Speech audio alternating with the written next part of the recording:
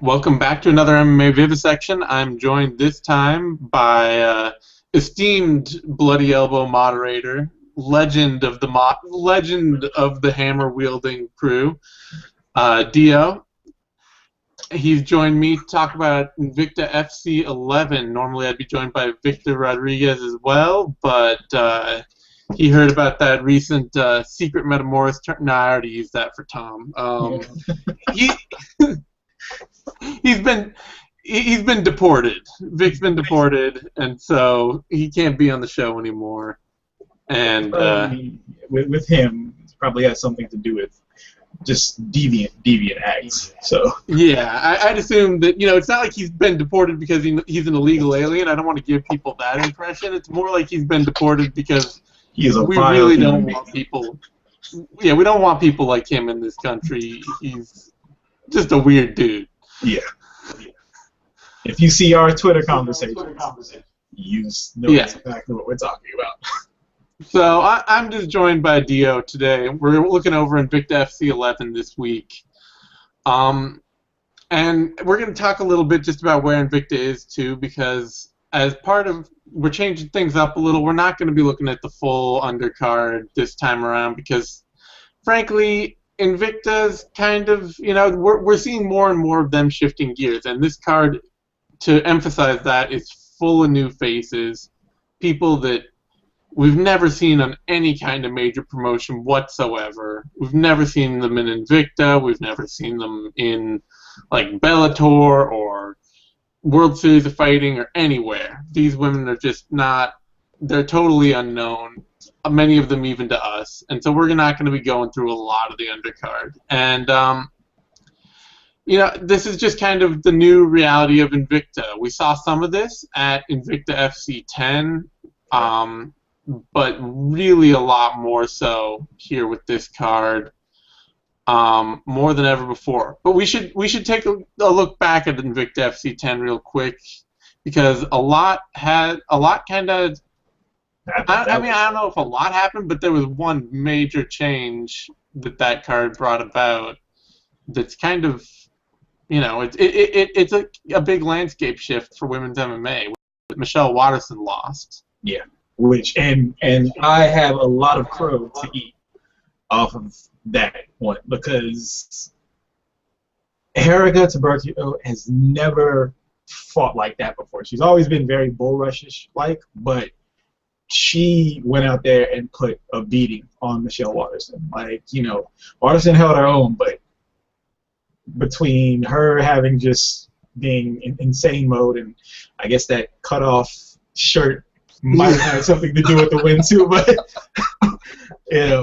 but yeah, that was between that one and then Roxanne Modafferi actually going out there and proving that she's actually a very capable striker. Like before, it was like, oh, she looked good in her last fight because but she looked good for Roxy. But this time, I was like, wait a minute, she actually went out there and went toe to toe with a kickboxing champion and outstruck her, and then beat her on the ground. Like it was that was something. So yeah, no, Modafferi's. Her performance was amazingly exceptional. I mean, she exposed that Lee has a lot of holes in her game. In that she's and it was one of those weird fights where you're watching, you're like, Lee is insanely more athletic here. Like everything she lands is way harder. Every time she moves, it's way faster. She looks more fluid. She looks more natural. But she just didn't have the tools or the veteran savvy or the consistency of application to actually go out there and win even for 5 minutes just to take rounds. Right. Modafferi was just staying in her face, staying on her, staying consistent, making sure she threw all her counters, getting in, making sure she finished her takedowns. And, it was a great performance and a great fight from her. So, and that makes you wonder what would have happened had Roxy moved back to the United States 5 years ago. Like, she could be up there, in the top 10, top 5 of, if she stayed up at 135. But, yeah, like, it's just vastly untapped talent that she just did not have the keys to. Yeah, and I mean, it may be too that just like the move down to flyweight really helps her and feels more natural. So who knows? Maybe no matter what, that opportunity wouldn't have ever quite been the right opportunity. But it's certainly nice to see her finding success now in Invicta. I think she's one of those fighters you really want to see find that kind of success. Definitely. Yeah. So that's kind of the big points to cover from the point of just glossing over the last card. But one of the other big things I noticed recently, I got the Invicta FC11 press release, and I got actually not even the press release, but what I saw this week, and I don't know if you've seen this, was the UFC sort of media schedule email that they send out every week, for every event, that has all of the here's what we're doing this week, and here's our plan for the week. Right. Here's, media days at this time, at this day, on this time, and weigh-ins are on this day at this time, and all that. And to lead it off was the Invicta FC media events. That was just front and center for the UFC's media schedule this week. And I've noticed on their channel, on the UFC's channel on YouTube, because beforehand, they'd only do this the day before, maybe a few hours before the weigh-ins are going to happen, they'll schedule it. But they're scheduling stuff way in advance now, and which before was only something you got on big UFC cards or any UFC card really. So this is you can tell that they are really, they're putting more of a push on this. Yeah, they've invested in Invicta. It appears like they've invested in Invicta in a way that goes beyond just putting them on Fight Pass, but that they're really, they're marketing Invicta as almost a Zuffa product. I mean, they're saying, here is the lineup of Invicta, of UFC events this week, and included in that is Invicta. Right. We're setting you right up that you should know that one of the UFC products you should be looking for this week is Invicta, and that's a pretty big deal. Yeah. So, yeah, I mean, that then becomes kind of a weird note to jump in and be yeah, Invicta or UFC product Invicta FC11. We're gonna be skipping the first half of it because there's not much on it that you're gonna care about. Yeah, and then and that's the thing. As being that the cards are happening so much faster than they were before, because in the previous years we would get 3 Invictas a year if we were lucky, and they were spaced out by 3 or 4 months. And now, the turnaround time between these have been a month or just over 2 months or so. This one's 2 months, but it was 1 month between 9 and 10, and. Right. So it's between 1 and 2 months is about their normal is their schedule right now. Right. So this is definitely and as that happens, we're going to get more of these cards where they're going to be weaker at the bottom, and I can't really even say weaker at the bottom because Invicta's not really even though they are the biggest all women's organization. It's still, the dearth of there's a dearth of talent out there. So you're gonna have the people at the top that are gonna be on the main card, and you're gonna have the prospects at the bottom because realistically, Invicta is a feeder league into the UFC. I mean, you look at Invicta FC1, and you're talking Sarah Malloy, Michelle Gutierrez, Sofia Bogardai, Megan Wright. I mean, the bottom of that card wasn't any more stacked than the bottom of this card. Right. It's really just more suddenly in Invicta FC2 you see Raquel Pennington, Nick Dolly, Rivera Kalanick, Jessamine Duke, Liz McCart. You're starting to see you saw a period when the undercard, especially Invicta's 2 and 3 and 4, those cards were just huge and stacked. I mean, right. Miriam Nakamoto fought on the undercard of Invicta FC5. Yeah.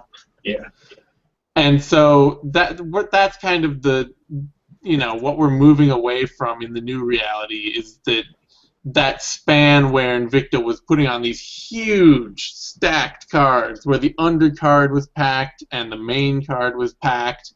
That's not really happening anymore. Yeah.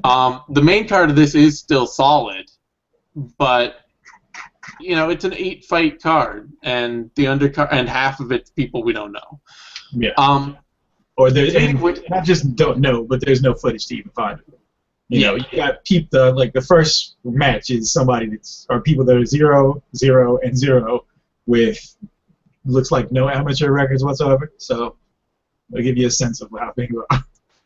Yeah, they're definitely. I mean, they're just out looking for new talent, looking for new fighters to develop, and the partnership with UFC suggests even more so. Like, this is a development league. This is a place where we're trying to bring fighters in and give them fights, give them a platform to excel, so that we can pick them up and put them in our 135 and 115 divisions eventually.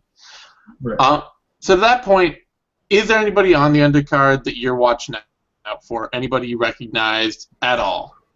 On the undercard, well, Jamie Moyle and J.J. Aldridge are two of the strawweight division's biggest prospects. Probably the most potential of any of the fighters below 135 pounds in Invicta. That's probably the most important fight on the undercard. It's one of those things. They both have pretty long amateur records. They both looked really good in their Invicta debuts, but Jamie Moyle probably had a little bit better outing. She destroyed her last opponent.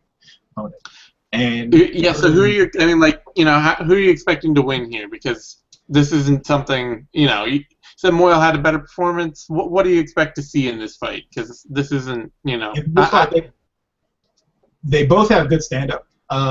Moyle just is stronger. Seems to have more pop in her punches. That's a little bit more fluid on the feet. But I don't think it's going to be like the last one where she just went out there and washed her last one. But this one, it should be a pretty, I won't say even, but I see it going to a decision. But I see Moyle winning it pretty handily. Other than that, right. Christine Stanley versus Rachel Cummins was the only other thing that really stood out on the undercard, and more so because Christine Stanley has a really crazy 5-second jump spinning hook kick KO. That was Facebook some World Star everything. Yeah, that was some Tekken shit going on there. I remember, and that was in it was called Tomato Can MMA or something. Basically, yeah. And then. And the thing about with her is it's not so much when you go and look at her who she's going against. Rachel Cummins is really tall for her weight class. Really tall. She's 5'9", really rangy. Striking is not that great. It's very much that striking that you see in a lot of the lower level WMMA where they rush forward. Basically it's just punches just to get into a clinch, into a takedown. Mainly because she has really good, pretty decent, I should say, jiu-jitsu. And Christine Stanley, I won't say that she has good stand-up because I think a lot of people tend to mistake doing cool shit for good stand-up. Her last fight that she won was just against, it just looked like some lady that they got off the street. Had an oversized t-shirt on, it was a few kicks to the leg and the fight was over. And just within that, she spammed spinning kicks and spinning hook kicks and leg kicks, and there was nothing that was really set up. So it'll be it'll at least be something fun to watch. Oh yeah, there's gonna be some fun. There will be plenty of gifs that come from this one probably. All right. So that unfortunately really sums up the undercard is in terms of our interest. There are some other fighters, there are a lot of new faces. Carolina Vidal versus Aspen Ladd, Amy Montenegro versus Brianna Van Buren, but it's all show me kind of stuff. We don't really know what to expect out of that. The main card, though, let's move on to that. we've got a bantamweight matchup between a couple of names I recognize. A real hot prospect in Irene Aldana, who I believe was supposed to be on Invicta FC 10, but got sick right before the fight. Yeah, she got bronchitis, I believe it was, right before. Yeah, and she was supposed to fight Marion Renault, who's now been tearing shit up in the UFC. So, and Irene Aldana is facing Colleen Schneider, who, if I'm not mistaken, was the former Super Fight League champion. Yes, and I believe she just won a title in her last fight, I believe it was. She won the Super Fight League American title as well in her last bout. Yeah. Which is something, I guess. Yeah. Actually, am I seeing? Yeah, that's actually, I think, Brenda Gonzalez I recognize from somewhere. That's now striking a chord with me. I believe Gonzalez may have fought Rin Nakai. She lost to Rin Nakai. It was another one of those kind of weird. Well, no, that was one where Rin Nakai was just better in that fight. But yeah, that was done. All right, so we've got Colleen Schneider, who's kind of been on that secondary women's circuit that's, just below maybe some of the Pancrase, Smack Girl, World Series of Fighting, Bellator for a while, and she's now getting a step into Invicta against Irene Aldana. And what do you expect to see here? Irene Aldana is going to murder her. There's no two ways about it. Colleen Schneider is very much a journeywoman. She's records very much up and down. It's like started off losing, got a few wins in, goes back to losing. So she's very kind of a wrestle heavy type game. I believe she's training with Josh Barnett now, and in this one, Irene Aldana has too much power. Like, she is the more athletic of the two. I believe they're about the same height. Yeah, same height. But if I remember correctly, Aldana's got a reach advantage. And if you saw what she did to Peggy Morgan, it's probably going to go pretty similar to that fight. Yeah, Aldana just seems like, her game in some ways is pretty raw, but she seems like a really great athlete. And I don't know that Schneider's technically the kind of fighter that's going to take advantage of somebody that much more athletic than her. Right. Next one other up, thing too was Colleen Schneider tried out for the Ultimate Fighter and lost to Shayna Baszler to get into the house. Yeah. Which Baszler these days, she's technically a good fighter, but once again, not a fantastic athlete. Definitely. So next up, we've got a couple of names, and like I say, I recognize everybody on this main card. Deanna Bennett versus Norma Rueda Center. Bennett is coming off a really good win over Jennifer Maya at Invicta FC 10, where she really did a good job putting it on Maya over 3 rounds. I thought that was really impressive. And Norma Rueda Center, I believe she was one of Joanne Calderwood's many victims. It was a really weird fight where they just had really odd positions for very long periods of that fight. But yeah, she's a Jackson Wigglejohn product. And I kind of see Deanna Bennett being a little bit too diverse on the feet floor. And Deanna Bennett is actually a very well-rounded, fighter. She's got good submissions. She's got pretty good takedown defense from what I've seen. Her stand-up's really good. I mean, she damn near blew Michelle Olds back out with a kick to the body. And yeah, but the one thing is, this is her first time cutting down to 115 pounds. So that may be a big difference here. So, yeah, I would worry a little, just because one of the things that I do remember about the Rueda Center Joanne Calderwood fight was that Center seemed like a really good developing wrestler for the division, just really stayed on Calderwood, really made her work constantly, and it was obviously a huge skill and experience disparity. just that early in Rui Decenna's career, but it does make me wonder here against Bennett if that may be something that she can get a little more success with. Right. I think Bennett deserves to be the favorite, but it's an interesting fight. Mm-hmm. Which brings us to the co-main event. Already, like I say, short card, 8 fights.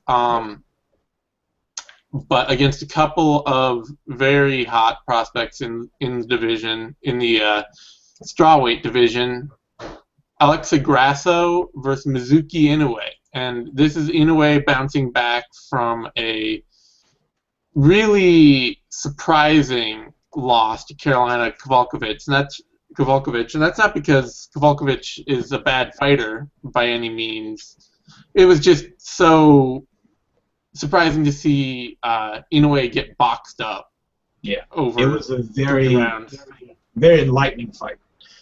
We learned 2 things. Inoue is very undersized for 115. And something that we kind of knew before was she just does not have that much power in her hands. And she just lacks strength. But she also seems to get really dialed into not only looking for the perfect strike, true, but getting really stuck in modes. Like she's either boxing or she's grappling or she's wrestling, and if she's doing one, she's not doing any of the others. Right. And a lot of that has to do with like how they train in Japan. There's no fluid mix of everything when they train. There's, okay, I'm going to go to boxing, then I'm going to go to wrestling, then I'm going to go to judo, then jiu-jitsu, and there's no real time to put everything together until it's fight time. So yeah, which makes me a little worried about her fighting Alexa Grasso, honestly, because Grasso seems like another one of these Mexican prospects that is just really athletic, that really has a big athletic advantage over a lot of the competition and seems to be quickly putting together some sharp skills. I mean, I think Inoue technically is a better fighter everywhere, but, do you think that she beats Grasso? No. Inoue has the better boxing. She's probably got, like you said, she probably has the better everything. But Grasso is very fluid in everything that she does, and she has some good pop to her punches. She put a hurting on Alita Gray in the last fight. Some would say, a few people said that it was kind of early, but it was like, no, there was nothing early about that because Alita Gray was just going to get beat up a little bit more and it was going to be over. But yeah, I don't know. Grasso's going to be bigger. He's going to have more power to it. And yeah, I think like after this fight, if Inoue does not win, it's probably going to be time to cut down to atom weight.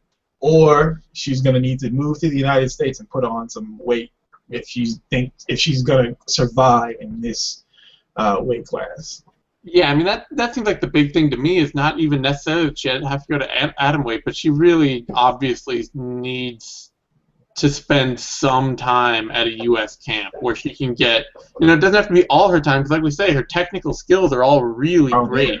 Yeah. But she needs somebody like, at that point, and there are a lot of U.S. camps that can do it at that point, but, maybe like even like Alliance or ATT or one of those camps that's really great at helping fighters prep for fights and helping them really get all their skills together for the fight. Right. And like even if it's just something to where she comes over 3 months before or a month or so before the fight's going to start, and say train at like Jackson Winklejohn or Ray Longo's camp or anything like that. Just somewhere that's going to help her bring everything together. Yeah.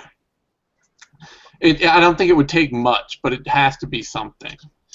Right. Because it feels weird to be kind of down on Inoue as like the next big thing in the division. But that Kowalkiewicz loss was kind of a wake-up call, I think. Yeah, definitely.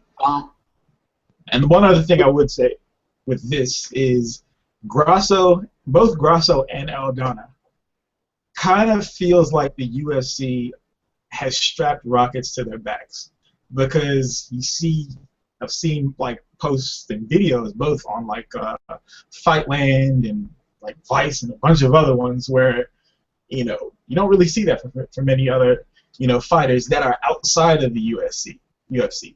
So I would not be surprised that if Aldana and Grasso, if they win on this, that next card that the UFC has in Mexico, would not be surprised if you see them on those cards if they win here. Well, the bantamweight and the strawweight, so like they are primed for the UFC to pick them up, and they represent a demographic that the UFC really wants to keep and build. So, yeah, I definitely could see this being their last fights under Invicta if they win. That brings us to the main event, which is Christine Justino, Cyborg, versus Charmaine Tweet. And is there any way that Tweet just does not represent the latest in a long line of combat victims? Nope. She is a lamb to the slaughter. I believe she's probably going to be, outside of Jarena Bars that she fought in Lion Fight, I think Tweet's going to be the tallest fighter that she's fought so far. In MMA, she definitely is. But Tweet is not an athlete. There is nothing about Tweet that is athletic. She has a Muay Thai background. She's got pretty decent jiu-jitsu, but there are very few fighters that are going to be able to handle that rush that is, Cyborg Justino. So well, and the thing you see so often in Cyborg fights is that somebody will land a couple punches here and there. They might do all right for a minute or two, and then Cyborg will just like cock her right hand and come back with a straight right down the pipe that just demolishes. Yeah. And you saw it in the Conan fight and in the Muxlow fight, and it would be like Conan would be doing all right and kind of like hitting her knees in the clinch and doing some Muay Thai, and it was just like, oh yeah, she's going after it, and then she'd just get bombed. Yeah, that almighty equalizer. Yeah, and it's hard not to see. I mean, it's hard not to see Tweet in that same situation because, she really is a fighter who wants to like box in the pocket or try and rough you up and take you down and bully you and all that. And I don't. The chances of her being able to bully Cyborg just seem pretty slim, infinitesimal. Yeah, like Tweet's been able to bully. The only time that she's really been able to bully fighters are fighters that are far less experienced than her. Yeah. Best case, or best example of this was when she fought Veronica Rothenhauser, who was like hailed as the next, big thing. When in actuality, she had no fundamentals. She, just had that big right hand, and that was about it. And Tweet beat her down pretty badly. But I don't see, save for some miracle or, a light falls from, the ceiling and hits Cyborg. Even then, I don't even know if she can win the fight. So it's a very... Yeah, and it's one of the things people kind of forget about Cyborg as well. Is that, and at this point, we actually are starting to get to the point. It's been a while. It's been an amazingly long time since we've seen Cyborg fight. Actually, that's kind of the remarkable thing that even I'd forgotten. Yeah. And you would think, she just fought in Invicta recently, and it's like, no, Cyborg has not fought in a long time. She hasn't fought since 2013. Yeah, I don't see Tweet beating Cyborg, but I was about to say that I don't think, Cyborg hasn't been fighting for as long as people think she has, but she actually has been fighting for close to 10, we're coming up on 10 years now. Yeah. But she's had 2 years off, which I actually think is maybe not the worst idea for somebody, in her position, where, like, she's at the point where she's been around long enough that she might as well be, not doing a lot of stay busy fights. Like, It's not like she needs the experience. So it'll be interesting to see her come back. Yeah, it'll be interesting to see her come back. I don't expect Tweet to be a big challenge, but it will be interesting to see if ring rust is any kind of factor at all. Right. Especially since she's coming off of the injury too. So yeah. So that's kind of an interesting. It's an interesting subtext to a fight that's otherwise maybe not the most interesting fight in the world. Yeah. Beyond that, so that's the Invicta card. It's 8 fights. Like I say, it's not the biggest deal in the world. It's interesting. I think it's the main card is fun and worth a watch, and there's a lot of unknown talent on the undercard that could be worth showing up for. We're looking for those surprise performances. Obviously, J.J. Aldrich versus Jamie Moyle should be an interesting fight. Somebody should come out of that with a little more promotional steam. But it's just they'll be going up against Bellator, the big British Invasion card. Both cards are going to be worth something to watch. We'll be doing a breakdown, Dallas and I, on the Bellator card. So, this is definitely, I don't know, it's a lesser, but especially with the Cyborg name on it, it's a card that I have to pay attention to. Right. Actually, one other thing to add, and I remember I was talking to Vic about this the other day, and he mentioned this, that Cyborg actually brought in, I believe it was the same guy that we had on Bloody Elbow, who was like the anti-Mike Dolce nutritionist. So, could be interesting. We might actually see a Cyborg that weighs in lighter than she ever has before, which could be an interesting development in the ongoing, I guess you'd say, women's MMA version of Floyd Mayweather versus Pacquiao of Ronda Rousey versus Yeah, there you go. That we may be seeing something closer to that, because I do know that it sounds like Cyborg's got a new deal that if she hasn't finished, that is in the works to be an Invicta and UFC fighter, right, where they're just waiting for the right chance to make a potential, I think, catchweight bout between Rousey and Cyborg. Right. Which, even then, I still don't get the logic, because I know people have been arguing, make it a catchweight. There's no point in it being a catchweight fight. There's, after. At some point, who's Rousey going to fight, though? I mean, at some Very point. True. Very true. They want to cash in on that while they can, and I think we've gotten to the point with Cyborg where she's just never going to fight at 135 pounds. So if we're going to cash in on that, it's got to be at 140. Yeah. On that note, I think we're done, though. I think we've wrapped up everything we had to say about this card. We've probably even said more than we needed to. But thanks for joining me for this, and you can find Dio over in the Bloody Elbow comment section, dropping the hammer like a madman. Hammer. That's right. Putting the hammer down. All these mad tweets and ridiculously hilarious emails that we get after banning people. Like, that's right. I wish we could show you guys some of that stuff. It is amazing. It is. And of course, if you want to send your own horrible tweets to Dio, you can find him over on Twitter at I'm Just Dio, right? Yep, that's me. And you can find me over on Twitter at DZaneSimon. Find me at Bloody Elbow. Watch out for all our other video content. Give this video a like if you're watching it on YouTube, and subscribe to MMANation.com. Thanks, everybody.